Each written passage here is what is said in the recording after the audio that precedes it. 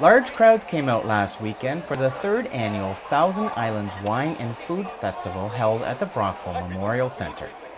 This year's festival was a special one, as the annual event celebrated the life and times of Major General Sir Isaac Brock as part of the bicentennial of the War of 1812.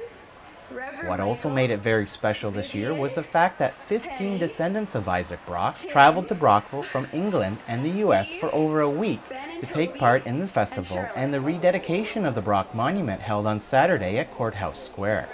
The festival saw many wine, beer, and food vendors, as well as live entertainment, cooking demonstrations, and of course food, wine, and beer tasting.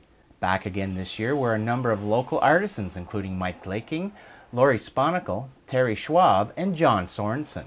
Some of the highlights of this year's festival include the popular Wine 101 and tasting sessions, featuring the wine couple sommelier Dolores Woodley and Joe Haish from PrinceEdwardCountyWineries.com, who introduced visitors to wine basics. The Savor Canadian Cheeses tasting booth, hosted by the Dairy Farmers of Canada, where visitors had their chance to taste several different Canadian cheeses. And a very unique booth where visitors had a chance to taste Maynard's Wine Gum, a play on the Wine 101 tasting where a chew-malier instead of a sommelier took visitors through a Wine Gum 101, which was a hit with the crowd on Saturday. In addition, the cooking demonstrations were popular once again, with local and regional chefs taking to the cooking stage to demonstrate various recipes, including Thomas Riding from Just Wing It in Merrickville and Seth O'Hara from the Brockberry Cafe in Brockville.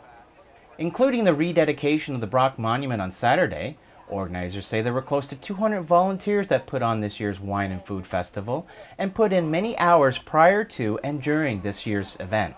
This year's festival saw people from all over Ontario, Quebec, and the United States taking in the popular event, which has continually grown since it first began 3 years ago.